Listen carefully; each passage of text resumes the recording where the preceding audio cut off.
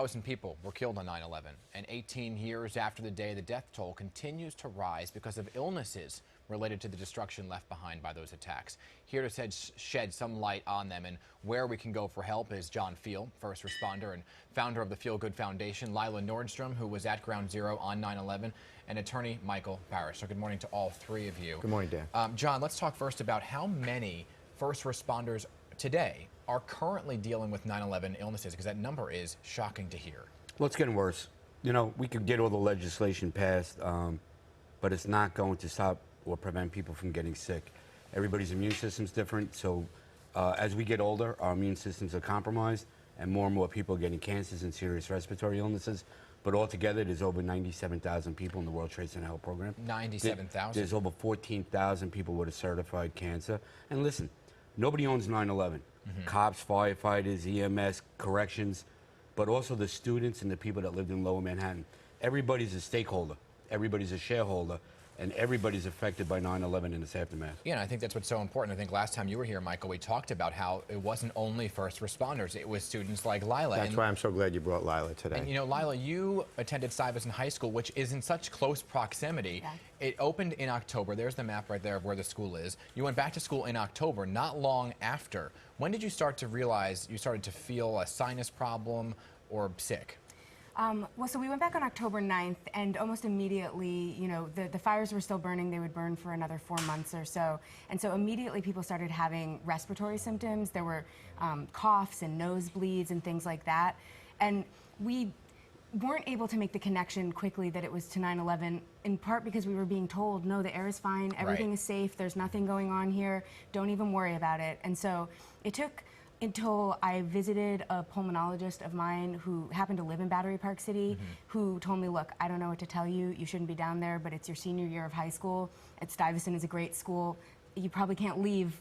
I don't know what you should do, but this is not good. And what are you feeling today? I'm feeling lied to. I'm feeling like, you know, I was a minor when I went back. I was not in a position to make a decision for myself about whether or not it was safe. And on top of that, the community was being lied to anyway. So I feel incredibly angry about having been misled and put in danger by, you know, the people that were supposed to take care of me.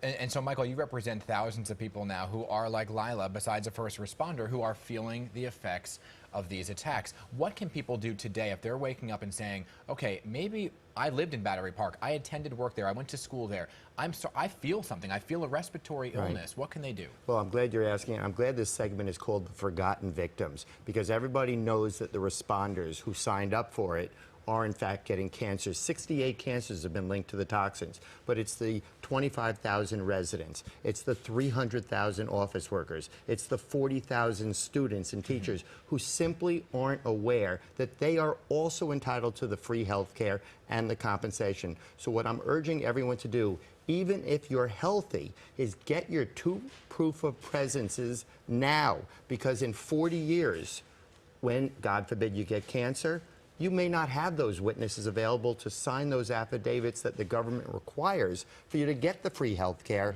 and if you're certified with an illness, like any of these 68 cancers, to get compensated. So it's so heartbreaking when people can't find witnesses anymore. Right, and when we're talking about compensation, we're talking about what you fought so hard for, especially after that heartfelt testimony of Louis Alvarez. And so have people come forward since that saying, thank you for all your hard work and pushing for this, and now I can benefit from it. Oh, absolutely. I get it. Listen, I get hundreds of emails a day, people saying thank you, but we don't do this for the thank yous. We do this because we know right from wrong. You know, those children, and this is about the children of Lower Manhattan. You know, we know about the 9/11 responders. We know about the heroes. But these kids were forced to go back to school, and they were lied to. And instead of getting educated, they got sick. And a lot of people can't put 2 and 2 together. Right. Why is my kid sick? Why are these kids now in their mid-20s and early 30s? Why are they sick? And a lot of people can't correlate that they were sick because of the aftermath of 9/11 and the toxic aftermath. You know, the absorption through the nose, mouth, and skin. They went to school there. They had lunch together there. And they need to know that we're here to help them. And it's not just 9/11 responders. You know, again, nobody owns 9/11. We're all in this together. Even you in the media. Anybody that was covering the stories should get into the program.